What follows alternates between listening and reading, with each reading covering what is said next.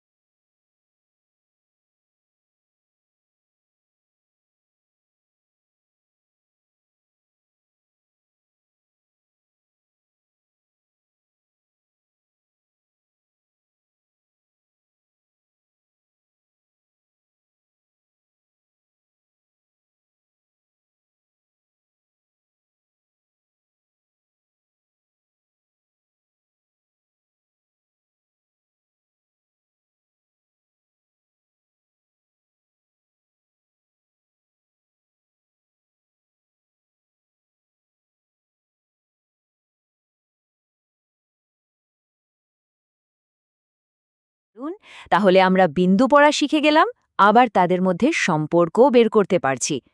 এবার চলুন কাজটা একটু উল্টে দিই, মানে এবার আমাদের কাছে স্থানাঙ্ক দেওয়া থাকবে আর আমরা গ্রাফে বিন্দুটা বসাবো। তৈরি তো? বিন্দু বসানোর নিয়মটাও কিন্তু পয়েন্ট খোঁজার মতোই। ধাপগুলো মনে আছে তো?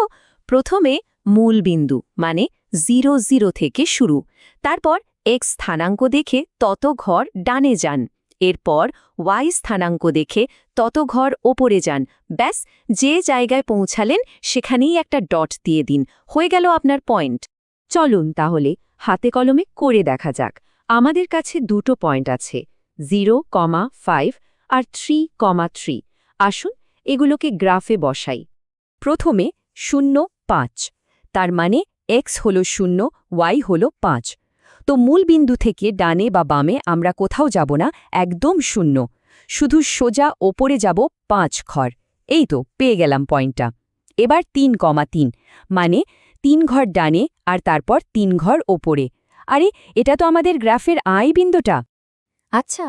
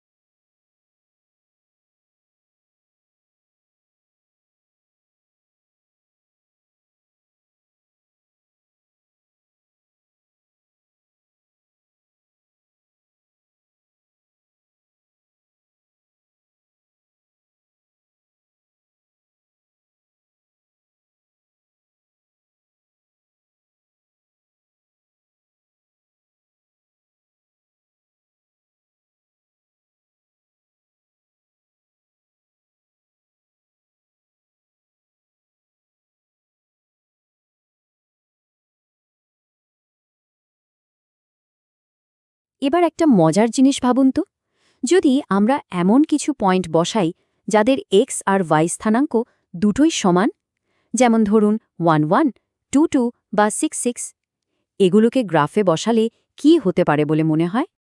এগুলো যোগ করলে আমরা পাচ্ছি একটা নিখুঁত কোনাকুনি সরল রেখা, মানে একটা ডায়াগোনাল লাইন।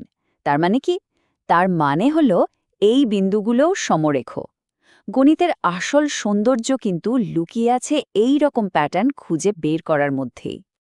তো আমরা প্রায় সবটাই কভার করে ফেলেছি। চলুন শেষ করার আগে আজকের পুরো আলোচনাটা এক নজরে গুছিয়ে নেওয়া যাক। আমরা আজকে মূলত 3টে জরুরি জিনিস শিখেছি। 1. যে কোনো বিন্দুর এক্স ওয়াই ঠিকানা বা স্থানাঙ্ক কিভাবে পড়তে হয়। 2. স্থানাঙ্ক জানা থাকলে গ্রাফের উপর সেই বিন্দুটাকে কিভাবে বসাতে হয়। আর 3. বিন্দুগুলোর মধ্যেকার সম্পর্ক, মানে তারা সমরেখ কিনা, সেই প্যাটার্নটা খুঁজে বের করা। দারুণ একটা কথা, তাই না? গণিতের কাজ সহজ জিনিসকে জটিল করা নয়, বরং জটিল জিনিসকে সহজ করা। স্থানাঙ্ক জ্যামিতির বেলায়ও কথাটা 100 ভাগ সত্যি। যা দেখতে হিজিবিজি মনে হচ্ছিল, সংখ্যা দিয়ে আমরা কত সহজেই তার একটা মানে খুঁজে পেলাম। যাবার আগে সবার জন্য একটা প্রশ্ন থাকলো। এই যে গ্রিড আর স্থানাঙ্কের আইডিয়া, এটা তো শুধু বইয়ের পাতায় আটকে নেই। একটু ভাবুন তো, আমাদের প্রতিদিনের জীবনে আর কোথায় কোথায় আমরা এর ব্যবহার করি?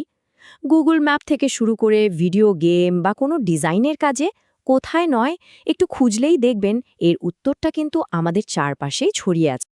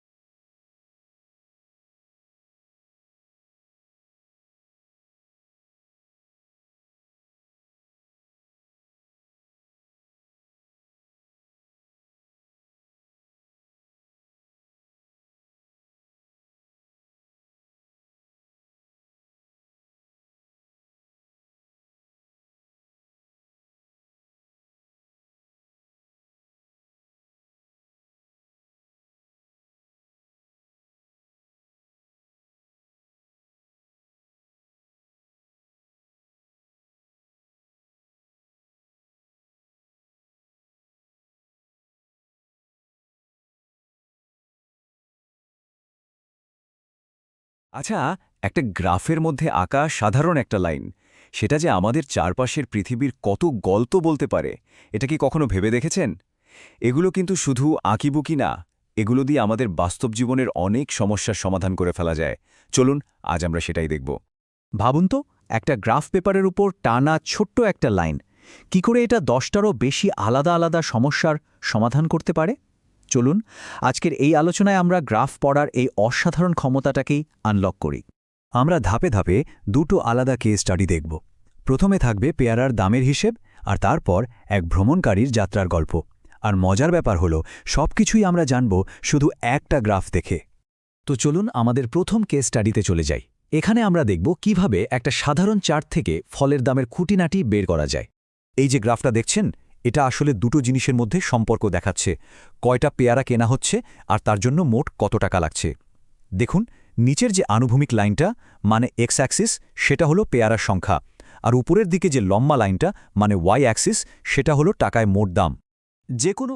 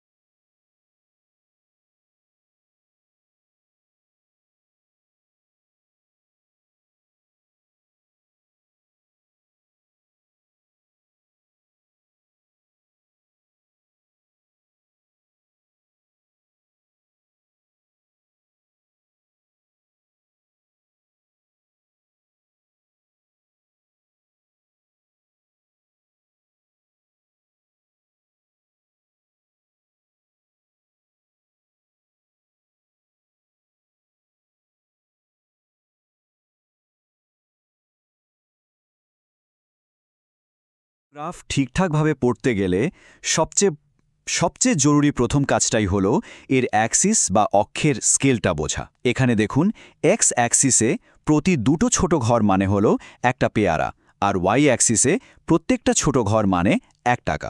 এই মাপটা কিন্তু মাথায় রাখা খুবই দরকার। আচ্ছা, গ্রাফটা তো বোঝা গেল। এবার চলুন এই গ্রাফটা ব্যবহার করেই এক এক করে সবগুলো প্রশ্নের উত্তর খুঁজে বের করি। আমাদের প্রথম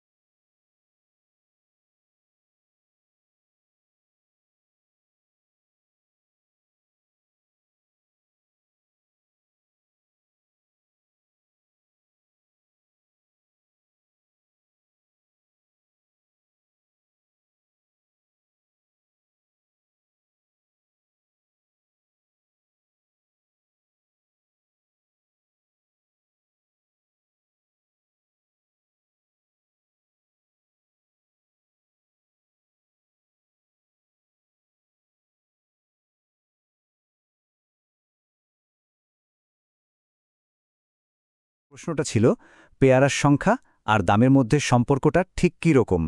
খেয়াল করে দেখুন, গ্রাফের লাইনটা কিন্তু একদম সোজা উপরের দিকে উঠে গেছে। এর মানে কি? এর মানে হলো এদের মধ্যে একটা সরল সম্পর্ক আছে। মানে পেয়ারার সংখ্যা আপনি যত বাড়াবেন, দামটাও ঠিক সেই অনুপাতে বাড়বে। সোজা কথায় প্রতিটা পেয়ারার দাম এখানে ফিক্সড বা স্থির। আচ্ছা, পরের প্রশ্ন, 4টে পেয়ারার দাম কত? চলুন বের করি। প্রথমে এক্স অ্যাক্সিসে 4 সংখ্যাটা খুঁজে বের করতে হবে। এই যে এখানে। এবার এখান থেকে সোজা উপরে গ্রাফের লাইনটা পর্যন্ত যায়। হ্যাঁ, এবার লাইনের ওই বিন্দু থেকে বাঁদিকে সোজা ওয়াই অ্যাক্সিসের দিকে এগোলেই দেখুন আমরা পৌঁছে গেছি 12 সংখ্যাটায়। তার মানে 4টে পেয়ারার দাম হলো 12 টাকা। সহজ না? পরের প্রশ্নটা কিন্তু ঠিক এর উল্টোটা। এবার জানতে চাওয়া হয়েছে 30 টাকায় কয়টা পেয়ারা পাওয়া যাবে। তাহলে এবার আমাদের শুরু করতে হবে ওয়াই অ্যাক্সিস থেকে। ওয়াই অ্যাক্সিসের 30 সংখ্যাটা থেকে ডান দিকে গ্রাফের লাইন পর্যন্ত যাই এবং সেখান থেকে সোজা নিচে এক্স অ্যাক্সিসে নেমে আসি। দেখুন আমরা 10 সংখ্যাটার উপর এসে থেমেছি। তার মানে 30 টাকায় 10টা পেয়ারা কেনা যাবে। ঠিক একইভাবে যদি জানতে চাওয়া হয় 9 টাকায় কটা পেয়ারা মিলবে, সেই একই পদ্ধতি। ওয়াই অ্যাক্সিসের 9 থেকে লাইনে যান, তারপর নিচে নামুন, দেখবেন উত্তরটা খুব সহজেই চলে আসছে, 3টে পেয়ারা। আর এই কেস স্টাডির শেষ প্রশ্ন, 9টা পেয়ারার দাম কত? এবার এক্স অ্যাক্সিসের 9 থেকে শুরু করুন আর দেখুন একই পদ্ধতিতে উত্তরটা চলে আসছে 27 টাকা। ভাবা যায় একটা মাত্র গ্রাফ থেকেই কত সহজে সব উত্তরগুলো বেরিয়ে এলো।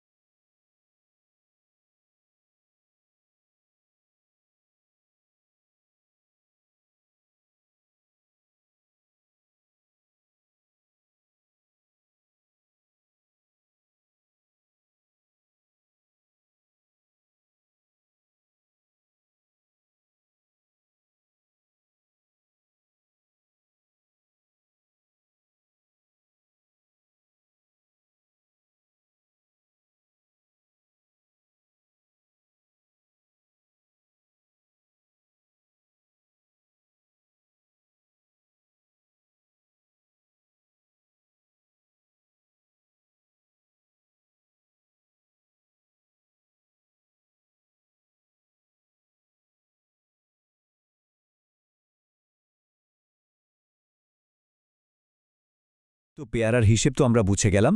এবার চলুন দেখি এই একই স্কিল বা দক্ষতা ব্যবহার করে সময় আর দূরত্বের মতো একটা ভিন্ন গল্প কিভাবে বোঝা যায়।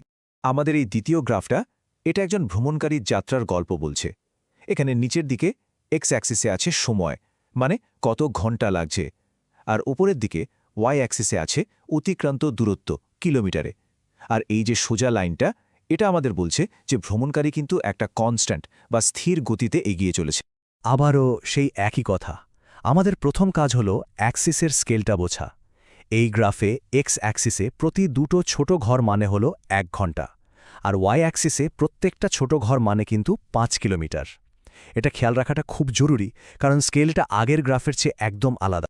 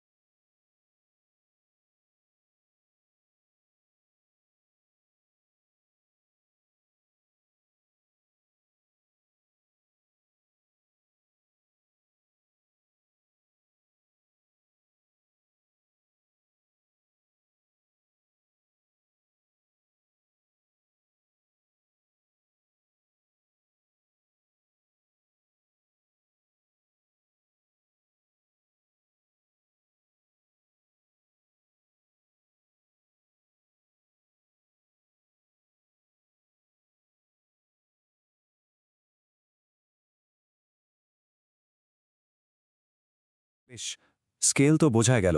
চলুন এবার এই ভ্রমণকারীর যাত্রার প্রশ্নগুলোর উত্তর এক এক করে গ্রাফটা থেকেই বের করা যাক। প্রথম প্রশ্ন হল, সময় আর দূরত্বের মধ্যে সম্পর্কটা কি? ঠিক আগের পেয়ারার দামের গ্রাফটার মতোই এখানেও আমরা একটা সরল সম্পর্ক দেখতে পাচ্ছি। কারণ কারণ লাইনটা একদম সোজা। এর মানে হল, সময় যত বাড়ছে অতিক্রান্ত দূরত্ব একটা নির্দিষ্ট হারে বেড়ে চলেছে। আচ্ছা, দ্বিতীয় প্রশ্ন, 3 ঘন্টায় কতটা দূরত্ব পার করা হয়েছে? আমরা তো এখন পদ্ধতিটা জানি। এক্স অ্যাক্সিসের 3 থেকে সোজা ওপরে লাইনে যাই এবং সেখান থেকে বাঁদিকে ওয়াই অ্যাক্সিসে। এই তো দেখা যাচ্ছে 90 কিলোমিটার। তার মানে 3 ঘন্টায় 90 কিলোমিটার পথ যাওয়া হয়েছে। এবার আবার উল্টো দিক থেকে দেখি, 120 কিলোমিটার পথ যেতে কত সময় লাগবে? শুরু করব ওয়াই অ্যাক্সিসের 120 থেকে, সেখান থেকে ডানে লাইনে এবং তারপর সোজা নিচে এক্স অ্যাক্সিসে। উত্তরটা হল 4, অর্থাৎ সময় লাগবে 4 ঘন্টা। এবার একটা দারুণ প্রশ্ন, ভ্রমণকারীর গতিবেগ ঘণ্টায় কত? আমরা তো জানি গতিবেগের সূত্র হল দূরত্বকে সময় দিয়ে ভাগ করা। আর যেহেতু এটা একটা সরল রেখা, আমরা গ্রাফের ওপরের যে কোনো একটা বিন্দু নিতে পারি। ধরুন আমরা আগের উত্তরটাই নিই, 4 ঘন্টায় 120 কিমি। তাহলে হিসাবটা কি দাঁড়ালো? 120 কিলোমিটার ভাগ 4 ঘন্টা, মানে গতিবেগ হল ঘন্টায় 30 কিলোমিটার। এবার একটু অন্যরকম প্রশ্ন, 2 ঘন্টা 30 মিনিটে কত দূর যাওয়া যাবে? 2 ঘন্টা 30 মিনিট মানে কি? মানে হলো 2.5 ঘন্টা বা 2.5 ঘন্টা। চলুন এক্স অ্যাক্সিসে 2 আর 3-এর ঠিক মাঝখানে মানে 2.5 থেকে দেখি। গ্রাফ মিলিয়ে দেখলে উত্তরটা একদম পরিষ্কার, 75 কিলোমিটার। আর এই যাত্রার শেষ প্রশ্নটা হল 45 কিলোমিটার যেতে ঠিক কতক্ষণ সময় লাগবে? আবারও গ্রাফের দিকে তাকাই। ওয়াই অ্যাক্সিসের 45 থেকে শুরু করলে আমরা উত্তর পাই 1.5 ঘন্টা, অর্থাৎ 1.5 ঘন্টা বা 1 ঘন্টা 30 মিনিট। তাহলে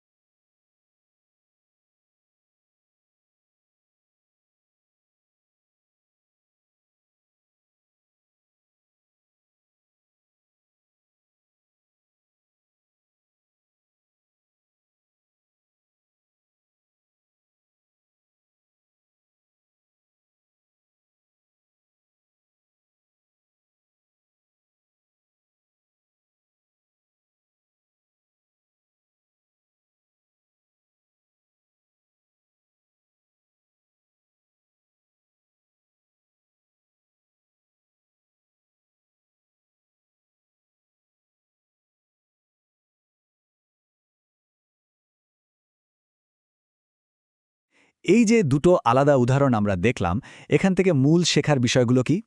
এই সহজ দেখতে গ্রাফগুলো থেকে তথ্য বের করার কিন্তু একটা নির্দিষ্ট নির্ভরযোগ্য পদ্ধতি আছে। চলুন সেটা এক নজরে দেখে নিই। মূল কথাটা তাহলে কি দাঁড়ালো? যে কোনো সরলরৈখিক গ্রাফ পড়ার জন্য কয়েকটা জিনিস মাথায় রাখলেই হবে। প্রথমত, সবসময় আগে অ্যাক্সিসের লেভেল আর স্কেলটা ভালো করে দেখে নিতে হবে। এরপর যে মানটা জানা আছে সেই অ্যাক্সিস থেকে গ্রাফের লাইন পর্যন্ত যান, আর সবশেষে ওই লাইন থেকে অন্য অ্যাক্সিসে চলে যান, তাহলেই অজানা মানটা পেয়ে যাবেন। আর মনে রাখবেন, একটা সরলরেখার ওপরের প্রত্যেকটা বিন্দু কিন্তু একই সম্পর্ক বা একই গল্প বলে। আচ্ছা, কখনো কি ভেবে দেখেছেন যে সাধারণ কিছু সংখ্যা কিভাবে জীবন্ত হয়ে উঠতে পারে? আজ আমরা ঠিক সেটাই দেখব। কিভাবে ডেটার একটা সাধারণ টেবিলকে একটা ছবির মাধ্যমে দারুণ এক গল্পে পরিণত করা যায়। তো চলুন সংখ্যার ভেতরের আসল রহস্যটা খুঁজে বের করা যাক। ভাবছেন একটা সাধারণ লাইন আবার কিভাবে গল্প বলবে? এটাই তো আজকের আসল প্রশ্ন। আমরা দেখব গ্রাফ মানে শুধু গণিতের আঁকিবুকি না, এর প্রত্যেকটা বাঁকে, প্রত্যেকটা বিন্দুতে লুকিয়ে আছে এক একটা ইন্টারেস্টিং গল্প। চলুন তো এই রেখাগুলোর ভাষা বোঝার চেষ্টা করা যাক। তো যে কোনো ডেটাকে গ্রাফে রূপ দেওয়ার জন্য আমাদের একটা সহজ কিন্তু দারুণ পদ্ধতির দরকার। চলুন প্রথমেই সেই 4 ধাপের ম্যাজিক ফর্মুলাটা জেনে নিই। এটা ব্যবহার করে আমরা যে কোনো সংখ্যার টেবিলকে এক নিমিষে ছবিতে ফুটিয়ে তুলতে পারব। এই যে চলে এসেছে আমাদের সেই 4 ধাপের ম্যাজিক ফর্মুলা। দেখুন, খুবই সোজা। 1 নম্বর, আমরা এক্স আর ওয়াই এই দুটো অক্ষ বা অ্যাক্সিস ঠিক করে নেব। 2, একটা সঠিক স্কেল বেছে নেব। 3 নম্বর ধাপে টেবিলের ডেটা থেকে বিন্দুগুলো গ্রাফে বসাবো। আর সবশেষে 4 নম্বর ধাপে বিন্দুগুলো যোগ করে দেখব আরে কি প্যাটার্ন বেরিয়ে আসে। এই সহজ কটা ধাপ ফলো করলেই দেখবেন যে কোনো গ্রাফ আঁকা একদম জলের মতো সোজা হয়ে যাবে। বেশ, কথা তো অনেক হলো, তাই না? এবার সরাসরি কাজে নামা যাক। চলুন আমাদের এই 4 ধাপের পদ্ধতিটা কয়েকটা আসল উদাহরণের উপর অ্যাপ্লাই করে দেখি যে এটা আসলেই কতটা কাজের। আচ্ছা, আমাদের প্রথম সমস্যাটা হলো পেন্সিলের দাম নিয়ে। টেবিলটা খেয়াল করুন, এখানে কয়েকটা পেন্সিলের সংখ্যা আর তার দাম দেওয়া আছে। তো আমাদের 4 ধাপের পদ্ধতির প্রথম ধাপ কি ছিল? ঠিক, আমরা এক্স অক্ষে রাখব পেন্সিলের সংখ্যা আর ওয়াই অক্ষে রাখব সেগুলোর দাম। এবার আসি 2 নম্বর ধাপে, মানে স্কেল ঠিক করা। দেখুন, গ্রাফটা যেন দেখতে সুন্দর আর বুঝতে সহজ হয়, সেজন্য আমরা একটা স্কেল ধরে নিচ্ছি। এক্স অক্ষের প্রতিটা ছোট ঘরকে আমরা ধরছি একটা পেন্সিল, আর ওয়াই অক্ষের প্রতিটা ঘরকে ধরছি 2 টাকা। এতে আমাদের বিন্দুগুলো বসাতে খুব সুবিধে হবে। এবার শুরু হচ্ছে আসল মজা। টেবিল দেখে দেখে বিন্দুগুলো বসাই। 3টে পেন্সিলের জন্য দাম 6, 5টার জন্য 10, 7টার জন্য 14 আর 8টার জন্য 16। বিন্দুগুলো তো বসানো হলো। এবার যদি এগুলোকে একটা লাইন দিয়ে জুড়ে দিই, কি দেখতে পাচ্ছি আমরা? ওয়াও, একদম নিখুঁত একটা সরল রেখা। আর এই সরল রেখাটাই হলো আমাদের গল্পের আসল টুইস্ট। গণিতের ভাষায় একেই বলে লিনিয়া বা রৈখিক সম্পর্ক। এর মানেটা খুব সোজা। দুটো জিনিসের মধ্যে সম্পর্কটা একদম স্থির আর প্রেডিক্টেবল। মানে যতগুলোই পেন্সিল কেনা হোক না কেন, প্রত্যেকটার দাম একই থাকছে, কোনো পরিবর্তন নেই। বেশ, চলুন এবার পরের সমস্যাটায় যাই। এটা একটা গাড়ির জার্নি নিয়ে। টেবিলটা দেখো, এখানে সময়ের সাথে সাথে গাড়িটা কত দূর যাচ্ছে সেটা বলা আছে। আগের মতোই আমরা এক্স অক্ষে রাখব সময় আর ওয়াই অক্ষে রাখব দূরত্ব। এই কেসে আমাদের স্কেলটা হবে এরকম। এক্স অক্ষের প্রতিটা ঘর মানে 1 ঘন্টা আর ওয়াই অক্ষের প্রতিটা ঘর মানে 20 কিলোমিটার। খেয়াল করেছেন, সমস্যা বদলে গেলেও আমাদের সেই 4 ধাপের পদ্ধতি কিন্তু একদম একই থাকছে। আচ্ছা, এবার একটু ফাস্ট করা যাক, কি বলেন? টেবিলের বিন্দুগুলো বসিয়ে যেই না যোগ করলাম, দেখুন তো আবারও একটা পারফেক্ট সরলরেখা। এর মানে কি হতে পারে? ঠিক ধরেছেন, গাড়িটা পুরো রাস্তা জুড়ে একদম একই স্পিডে চলছিল। আমরা কিন্তু পরপর দুটো লিনিয়ার গ্রাফ দেখলাম। এবার ব্যাগ আর বইয়ের পালা। আচ্ছা, কি মনে হয় এগুলো গ্রাফও কি সরলরেখা হবে? চলুন না একটা প্রেডিকশন করা যাক, তারপর মিলিয়ে দেখব আমাদের ধারণাটা মেলে কিনা। তাহলে প্রথমে দেখি ব্যাগের গ্রাফটা। এখানে আমরা ওয়াই অক্ষের প্রতিটা ঘরকে 50 টাকা ধরে বিন্দুগুলো বসালাম, আর ইয়েস, আমাদের প্রেডিকশন একদম ঠিক। এটাও একটা নিখুঁত সরলরেখা, মানে প্রত্যেকটা ব্যাগের দাম এখানেও ফিক্সড। আর বইয়ের ক্ষেত্রে একদম একই ব্যাপার, আবারও একটা সরল রেখা। তার মানে কেনাকাটার ক্ষেত্রে দামের সম্পর্কটা বেশ প্রেডিক্টেবল, তাই না? প্যাটার্নটা এখন আমাদের কাছে একদম পরিষ্কার। আচ্ছা, এ পর্যন্ত তো আমরা একই রকম গল্পই দেখলাম, সবখানেই সরল রেখা। কিন্তু আমাদের শেষ সমস্যাটা মানে ক্রিকেট ম্যাচের রানের হিসাব এখানে কি কোনো নতুন মোড় আসতে চলেছে? চলুন দেখি এই ডেটা আমাদের জন্য কোনো সারপ্রাইজ রেখেছে কিনা।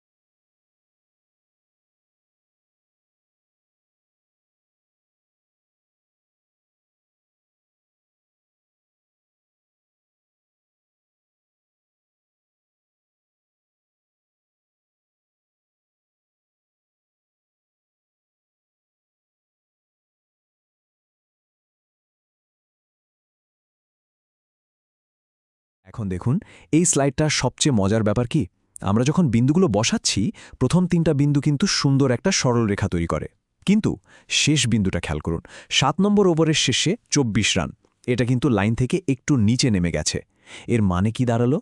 এই যে সরল রেখা থেকে একটু সরে যাওয়া, এখানেই কিন্তু আসল গল্পটা লুকিয়ে আছে। এর মানে হলো রান করার গতিটা পুরো ম্যাচ জুড়ে একরকম ছিল না, হতে পারে শেষের দিকে ব্যাটসম্যানরা একটু স্লো হয়ে গিয়েছিলেন। আর এটাই প্রমাণ করে যে সব সম্পর্ক কিন্তু লিনিয়ার বা সরল রৈখিক হয় না। তাহলে এতক্ষণ আমরা যা দেখলাম সেখান থেকে আসল বিষয়টা কি দাঁড়ালো? চলুন সব মিলিয়ে আজকের সবচেয়ে জরুরি আইডিয়াটা একবার বুঝে নিই। তো মূল কথাটা হলো, যখনই কোনো গ্রাফে একটা সরল রেখা দেখা যায় তখন সেটাকে আমরা বলি লিনিয়ার বা রৈখিক সম্পর্ক। এর সহজ মানে হলো একটা জিনিস বাড়লে আরেকটা জিনিসও একটা নির্দিষ্ট ফিক্সড রেটে বাড়ে বা কমে। এই দুটো ছবিতেই কিন্তু আজকের পুরো আলোচনার সারমর্ম লুকিয়ে আছে। দেখুন, একদিকে পেন্সিলের সরল রেখাটা আমাদের বলছে একটা ধারাবাহিকতার গল্প, একটা স্থিরতার গল্প, আর অন্যদিকে ক্রিকেটের ওই ভাঙা রেখাটা বলছে একটা পরিবর্তনের গল্প, একটা অপ্রত্যাশিত পরিস্থিতির গল্প। দুটোই সংখ্যার গল্প, কিন্তু কি অদ্ভুতভাবে আলাদা। তো সবাইকে স্বাগতম। আচ্ছা, সংখ্যা কি শুধুই কতগুলো ডিজিট, নাকি এর ভেতরেও দারুণ সব গল্প লুকিয়ে থাকতে পারে? চলুন আজ দেখি কিভাবে আমরা গ্রাফ বা লেখচিত্র ব্যবহার করে এই সংখ্যাগুলোকে কথা বলাতে পারি আর তাদের ভেতরের গল্পগুলো বের করে আনতে পারি। তো আজকে আমরা কি শিখব? প্রথমে আমরা গ্রাফের একেবারে বেসিক ভাষাটা জানব। এরপর দেখব কিভাবে গ্রাফে পয়েন্ট বসাতে হয় আর সেখান থেকে তথ্য পড়তে হয়। আর একদম শেষে আমরা নিজেরাই ডেটা থেকে গ্রাফ বানানো শিখে যাব। চলুন তাহলে শুরু করা যাক। যে কোনো গ্রাফ বুঝতে হলে সবার আগে আমাদের এর ভাষাটা বুঝতে হবে, যাকে আমরা বলি কোঅর্ডিনেট প্লেন। ব্যাপারটা অনেকটা ছবির ক্যানভাসের মতো। এই গ্রিডটাই হলো আমাদের ডেটা দিয়ে গল্প আঁকার ক্যানভাস। এখানে একটা লাইন থাকে যেটা পাশাপাশি যায়, সেটা হলো এক্স অ্যাক্সিস, আর আরেকটা লাইন ওপর থেকে নিচে নামে, ওটা হলো ওয়াই অ্যাক্সিস। থিওরি তো অনেক হলো, এবার চলুন সরাসরি প্র্যাকটিসে নামা যাক। আমরা এখন দেখব কিভাবে গ্রাফের উপর ঠিকঠাকভাবে পয়েন্ট বসাতে হয় আর তাদের খুঁজে বের করতে হয়। ওকে, তাহলে আমাদের প্রথম প্রশ্নটা দেখি। এখানে গ্রাফে কতগুলো পয়েন্ট দেওয়া আছে, আর আমাদের কাজ হলো সেগুলোর সঠিক অ্যাড্রেস বা কোঅর্ডিনেট খুঁজে বের করা। এই কোঅর্ডিনেট জিনিসটা আসলে একটা অ্যাড্রেসের মতো। ধরুন এক্স হচ্ছে ডানে বা বামে কত ঘর যাবেন, আর ওয়াই হচ্ছে ওপরে বা নিচে কত ঘর যাবেন। অনেকটা এরকম যে আগে করিডোর মানে এক্স অ্যাক্সিস ধরে যাও, তারপর লিফট মানে ওয়াই অ্যাক্সিস দিয়ে ওঠানামা করো। এই দেখুন, এখানে কয়েকটা পয়েন্টের কোঅর্ডিনেট দেওয়া আছে। যেমন এ পয়েন্টার কথা ভাবুন, এটা এক্স অ্যাক্সিসের ওপর -2 ঘরে আছে, কিন্তু ওয়াই অ্যাক্সিস বরাবর এক চুলো নড়েনি, মানে 0, তাই এর অ্যাড্রেস হল -2,0। বাকিগুলোও কিন্তু ঠিক একই নিয়মে বের করা। মাঝে মাঝে কি হয় জানেন, কয়েকটা পয়েন্ট একদম এক সরলরেখায় চলে আসে। যখনই এমনটা দেখবেন বুঝবেন এই পয়েন্টগুলো হলো কোলিনিয়ার বা সমরেখ বিন্দু। এই ছবিটার দিকে তাকালেই ব্যাপারটা পরিষ্কার হয়ে যাবে। দেখুন এফ, জি আর এইচ পয়েন্ট 3টাকে। এদের মধ্যে দিয়ে একটা সরল রেখা টানা যাচ্ছে, তাই না? তার মানে এরা সমরেখ। গ্রাফের এটাই মজা, সম্পর্কগুলো চোখে দেখা যায়। আচ্ছা, পয়েন্ট বসানো তো আমরা শিখলাম, এবার চলুন উল্টোটা করি, মানে একটা রেডিমেড গ্রাফ থেকে কিভাবে তথ্য খুঁজে বের করতে হয় সেটা দেখি। এই গ্রাফটা দেখুন, এটা একটা বাজারের গল্প বলছে। যতগুলো পেয়ারা কেনা হচ্ছে, দামটাও সেই অনুযায়ী বেড়ে যাচ্ছে। বেশ সহজ একটা সম্পর্ক। তাহলে চলুন একটা ছোট্ট ধাঁধার সমাধান করি। এই গ্রাফটা দেখে কি বলা যায় যে 4টে পেয়ারার দাম ঠিক কত হবে? উত্তরটা বের করা কিন্তু খুবই সোজা। প্রথমে এক্স অ্যাক্সিসে 4 সংখ্যাটা খুঁজুন, পেলেন? এবার ওখান থেকে সোজা ওপরে গ্রাফের লাইনটা পর্যন্ত যান। তারপর লাইন থেকে বাঁদিকে ওয়াই অ্যাক্সিসের দিকে তাকালেই দেখবেন দাম লেখা আছে 12 টাকা, একদম সোজা। চলুন এবার আরেকটা সিনারিও দেখি। এবারকার গল্পটা একটা জার্নি বা ভ্রমণ নিয়ে। যে কোনো গ্রাফ পড়ার আগে সবচেয়ে জরুরি কাজ হলো তার স্কেলটা বুঝে নেওয়া। স্কেল না বুঝলে কিন্তু সব গুলিয়ে যাবে। এই গ্রাফে দেখুন, এক্স অ্যাক্সিস বরাবর প্রতি দুটো ছোট ঘর মানে হলো 1 ঘন্টা, আর ওয়াই অ্যাক্সিস বরাবর প্রতিটা ছোট ঘর মানে হলো 5 কিলোমিটার। তাহলে প্রশ্ন হলো, 3 ঘন্টায় ঠিক কতটা পথ যাওয়া হয়েছিল? আগের মতোই এক্স অ্যাক্সিসে আমরা 3 ঘন্টা বরাবর ওপরে গেলাম, আর দেখলাম যে গ্রাফের লাইনটা ওয়াই অ্যাক্সিসের 90 কিলোমিটারকে ছুঁয়েছে। তার মানে 3,90 পয়েন্টে আমাদের বলছে 3 ঘন্টায় 90 কিলোমিটার পথ যাওয়া হয়েছে। এতক্ষণ তো আমরা অন্যের তৈরি গ্রাফ নিয়ে কাজ করলাম। এবার সবচেয়ে মজার পার্ট, আমরা নিজেরাই ডেটা থেকে একদম নতুন একটা গ্রাফ তৈরি করব। এখানে দেখুন, আমাদের কাছে একটা টেবিল আছে। এখানে কয়েকটা পেন্সিলের সংখ্যার সাথে সেগুলোর দাম দেয়া আছে। আমাদের কাজ হলো এই তথ্যগুলো দিয়ে একটা গ্রাফ এঁকে ফেলা। গ্রাফ আঁকার আগে আবারও সেই একই কথা, আগে স্কেল ঠিক করতে হবে। আমরা এখানে এক্স অ্যাক্সিসে প্রতিটা বড় ঘরকে 1টা পেন্সিল ধরব, আর ওয়াই অ্যাক্সিসে প্রতিটা বড় ঘরকে 2 টাকা ধরব। তাহলে চলুন কাজটা সেরে ফেলি। মোট 4টা স্টেপ। প্রথমে এক্স আর ওয়াই অ্যাক্সিস আঁকতে হবে, তারপর স্কেল অনুযায়ী দাগ দিতে হবে, এরপর টেবিলের পয়েন্টগুলো বসাতে হবে, আর শেষে পয়েন্টগুলো জুড়ে দিলেই আমাদের গ্রাফ রেডি। চলুন আরেকটা প্রবলেম সলভ করি। এখানেও সময় আর দূরত্বের একটা ডেটা টেবিল দেয়া আছে। এই গ্রাফটার জন্য আমাদের স্কেলটা হবে এক্স অ্যাক্সিসে প্রতিটা বড় ঘর মানে 2 ঘন্টা, আর ওয়াই অ্যাক্সিসে প্রতিটা বড় ঘর মানে 40 কিলোমিটার। তো আমরা দেখলাম কিভাবে সাধারণ সংখ্যাকে একটা গ্রাফের মাধ্যমে দারুণ একটা গল্পে বদলে দেওয়া যায়। এই স্কিলটা কিন্তু আমাদের চারপাশের অনেক জটিল জিনিসকে সহজ করে বুঝতে সাহায্য করে। একটু ভেবে দেখুন তো, আর কোথায় কোথায় গ্রাফ ব্যবহার করলে আমাদের জীবনটা আর একটু সহজ হয়ে যেত।